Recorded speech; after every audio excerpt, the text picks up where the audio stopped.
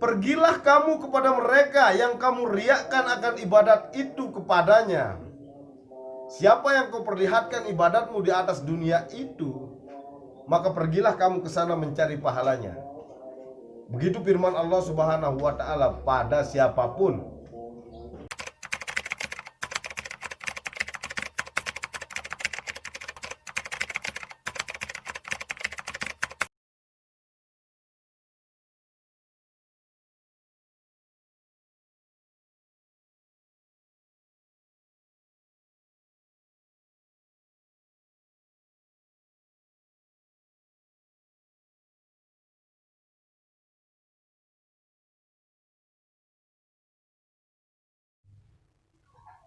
Assalamualaikum warahmatullahi wabarakatuh.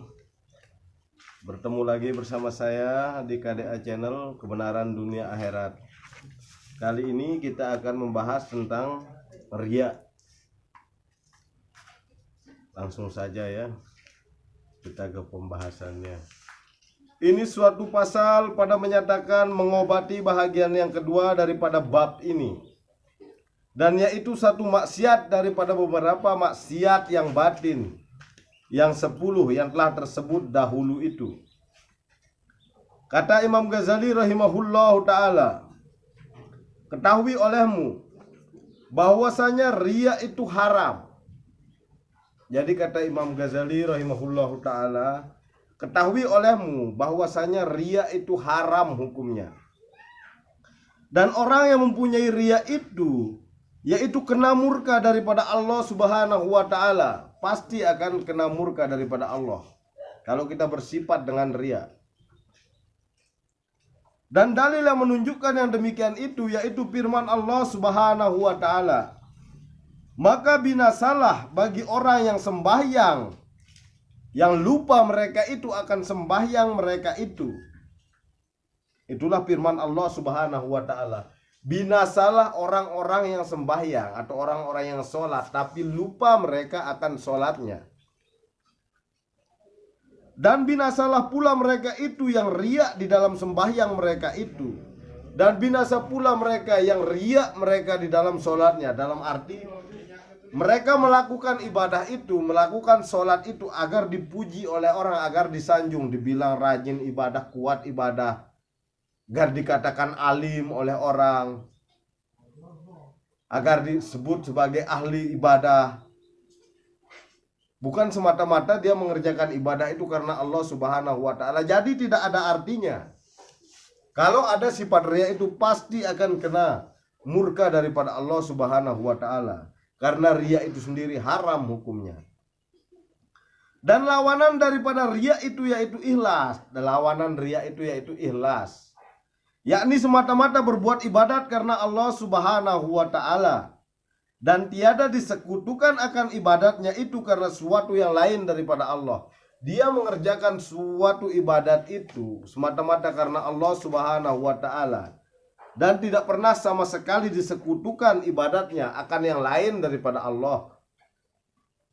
Itulah yang dinamakan ikhlas. Seperti firman Allah Subhanahu wa ta'ala, barang siapa mengharap akan berdapat dengan Tuhannya, siapapun yang berharap mendapatkan Tuhannya atau bertemu dengan Tuhannya, yaitu Allah Subhanahu wa ta'ala, maka hendaklah ia beramal akan amal yang soleh, yakni berbuat ibadat dengan ikhlas, dan tiada menyekutukan dengan ibadat akan Tuhannya, akan seorang yang lain daripada Tuhannya. Jadi kalau melakukan ibadat kepada Allah Subhanahu wa ta'ala itu jangan sekali-kali disekutukan dengan yang lain daripada Allah ta'ala. Contohnya misalnya mengerjakan ibadat, sholat di masjid atau sholat berjamaah atau berzikir supaya mendapat puji-pujian daripada orang banyak, agar dikatakan orang itu orang alim, agar dikatakan orang hebat di dalam ibadah. Jadi jangan lakukan hal seperti itu. Dan lagi sabda Nabi Shallallahu Alaihi Wasallam, bahwasanya aku terlebih takut akan barang yang aku takuti atas umatku. Jadi aku takut sekali Begitu sabda Rasulullah, terlebih takut daripada apa yang kutakuti bagi segala umatku, yaitu syirik yang kecil. Bahwa ada di dalam hati daripada umatku itu syirik yang kecil. Maka bertanya para sahabat, apa syirik yang kecil itu ya Rasulullah? Apa yang dimaksudkan dengan syirik kecil itu ya Rasulullah? Maka sabdanya, yaitu riya. Syirik kecil itu yaitu riya. Maka lagi akan berfirman Allah Subhanahu wa ta'ala di dalam hari kiamat, apabila ia membalas akan hambanya dengan amal mereka itu. Jadi pada hari kiamat Allah Subhanahu wa ta'ala akan berfirman pada saat hari pembalasan amal, dengan segala amal mereka itu, dengan segala amal perbuatan daripada hamba itu sendiri. Pergilah kamu kepada mereka yang kamu riakkan akan ibadat itu kepadanya. Siapa yang kau perlihatkan ibadatmu di atas dunia itu, maka pergilah kamu ke sana mencari pahalanya. Begitu firman Allah Subhanahu wa ta'ala pada siapapun yang ada riya di dalam hatinya di dalam dunia ini dalam melakukan ibadat.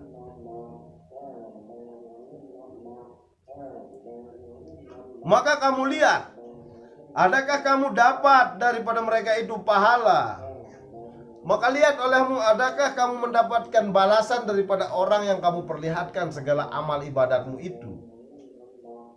Begitu firman Allah kepada kita kalau di dalam hati ini ada riya. Atau adakah pahala yang dibalaskan bagi amal kamu itu? Sudahkah kamu mendapatkan balasan daripada orang yang kamu perlihatkan amalmu atau orang yang memujimu melakukan ibadah tersebut? Dan lagi sabda Nabi Shallallahu Alaihi Wasallam, minta peliharakan oleh kamu dengan Allah Subhanahu Wa Taala daripada Jabul Hazain. Jadi bersabda Rasulullah, minta olehmu peliharakan, minta tolong kepada Allah Subhanahu wa ta'ala agar dipelihara daripada Jabul Hazain. Maka sembah sahabat, apa Jabul Hazain itu ya Rasulullah? Maka sabdanya, yaitu sungai di dalam neraka jahanam yang disediakan bagi orang-orang qawi yang riya. Orang qawi itu orang yang kuat beribadah tapi yang riya. Telah disediakan sungai di dalam neraka jahanam, yaitu yang namanya Jabul Hazain. Dan lagi sabda Nabi Sallallahu Alaihi Wasallam, bahwasanya orang yang riya diseru pada hari kiamat. Jadi orang-orang yang riya itu dipanggil pada hari kiamat, diseru, hei orang-orang yang fasik, hei orang-orang yang godir, yakni orang-orang yang menipu, hei orang-orang yang marai, yakni orang-orang yang riya. Setelah amalmu itu dan hapuslah, sesatlah amalmu itu, tersesatlah amalanmu itu karena ada riya di dalam hatimu. Begitu kita diseru pada hari kiamat. Dan hapuslah segala pahala amalmu, telah terhapus segala pahala daripada amalmu itu. Maka pergilah engkau dan ambil olehmu akan pahala amalmu kepada orang yang engkau riakkan di atas dunia itu. Barang siapa yang kau perlihatkan akan amalmu di atas dunia, maka carilah pahalamu kepadanya. Begitu firman Allah Subhanahu wa ta'ala pada hari pembalasan, menyeru akan hamba-hambanya yang bersifat dengan riya. Dan lagi sabda Nabi Sallallahu Alaihi Wasallam, tiada menerima Allah Subhanahu wa ta'ala akan amal seorang yang ada di dalam hatinya itu riya. Sekedar semut yang kecil sekalipun, kalau ada riya di dalam hati, sehebat apapun amal ibadahmu, sehebat apapun amal-amalan setiap hari, tidak akan diterima oleh Allah Subhanahu wa ta'ala. Seperti semut yang kecil, riya di dalam hati. Sekali haram tetap haram, karena yang namanya riya itu haram, diharamkan oleh Allah Subhanahu wa taala. Jadi sekecil apapun dia, kalau ada di dalam hati, jangan harap akan diterima oleh Allah Subhanahu wa taala. Kata Imamul Ghazali rahimahullahu taala di dalam Ahya'i Ulumuddin, meriwayatkan oleh Abdullah bin Mubarak akan hadis daripada seorang laki-laki bahwasanya berkata bagi Ma'az bin Jabal radhiyallahu anhu, ceritakan olehmu aku akan hadis yang engkau dengar daripada Rasulullah. Jadi ada seorang laki-laki yang datang kepada Ma'az dan berkata, ceritakan, hei Ma'az, ceritakan olehmu akan hadis yang engkau dengar daripada Rasulullah sallallahu alaihi wasallam. Maka berkata ia, maka menangis Ma'az hingga aku sangka bahwasanya tiada ia diam. Kemudian ia diam. Jadi Ma'az ini pada waktu ditanya seperti itu oleh seorang laki-laki itu, dia menangis. Dan disangka oleh seorang laki itu dia tidak akan diam. Tetapi pada akhirnya redalah tangisannya Ma'az bin Jabal ini. Kemudian berkata Ma'az bin Jabal, telah aku mendengar Rasulullah sallallahu alaihi wasallam bersabda bagiku, hei Ma'az, aku berkata labbaik. Maka ia bersabda, bahwasanya aku kehendaki menceritakan akan dikau suatu hadis. Jika engkau hafalkan, niscaya memberi manfaat ia akan dikau. Dan jika engkau sia-siakan dan tiada engkau pelihara akan dia, niscaya putuslah daripadamu akan Allah Subhanahu wa taala di dalam hari kiamat. Begitu sabda Rasulullah kepada Ma'az. Apabila engkau dengarkan dan engkau amalkan hadisku ini, maka memberi manfaat di dalam kehidupanmu di dunia dan di akhirat. Tetapi jikalau engkau sia-siakan, tidak engkau dengar, maka putuslah engkau dengan Allah Subhanahu wa taala di dalam hari kiamat. Hei Ma'az, bahwasanya Allah Subhanahu wa taala menjadikan 7 malaikat daripada ia menjadikan 7 petala langit dan 7 petala bumi. Jadi sebelum dijadikan 7 petala langit dan 7 petala bumi, terlebih dahulu Allah Subhanahu wa taala menjadikan 7 malaikat. Kemudian maka menjadikan 7 petala langit dan 7 petala bumi.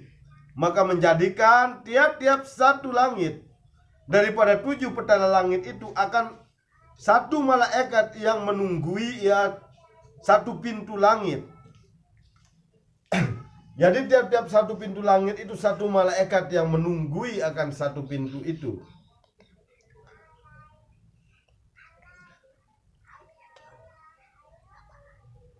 Sesungguhnya telah membesarkan Allah Ta'ala akan dia, akan kebesarannya, dan dimuliakan mereka itu oleh Allah Subhanahu wa Ta'ala dengan segala kemuliaannya. Maka naik malaikat yang memelihara akan amal hamba Allah daripada pagi-pagi hingga kepada petang-petang. Jadi dari langit yang pertama naik malaikat di langit yang pertama membawa amal hamba Allah yang selalu beribadah kepada Allah Subhanahu wa taala daripada pagi sampai malam. Baginya nur matahari hingga sampai naik dia kepada langit yang pertama, padahal menyucikan akan amal itu daripada tiada suatu kecelaan. Dan dia membanyakkan amal, dan berkata malaikat yang menunggui pintu langit yang pertama bagi yang memelihara akan amal itu, palukan olehmu akan amal itu kepada muka orang yang mempunyai amal itu. Akulah yang mempunyai amal orang yang mengumpat akan orang. Tiada menyuruh akan aku oleh Tuhanku bahwa tiada aku tinggalkan amal orang yang mengumpat akan manusia itu, bahwa melalui dia akan aku. Jadi amal orang ini telah mengumpat. Dia beramal baik tapi dia telah mengumpat akan manusia. Jadi malaikat yang menjaga pintu langit yang pertama menyuruh memalukan amal itu kepada muka orang yang mempunyai amal itu. Karena malaikat itu mengetahui bahwasanya orang yang mempunyai amal itu sering mengumpat akan manusia.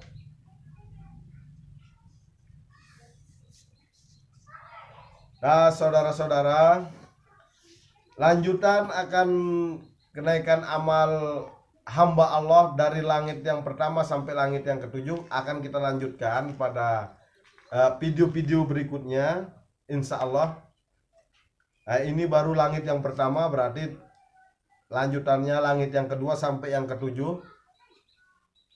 Stay tune terus di channel kami agar bisa mengikuti secara lengkap cerita daripada amal-amal hamba Allah ini sampai selesai. Demikian dulu untuk video kali ini. Semoga memberikan manfaat bagi kita semua, terutama untuk diri saya sendiri. Kurang lebihnya saya mohon maaf. Wabillahi taufiq wal hidayah. Wassalamualaikum warahmatullahi wabarakatuh.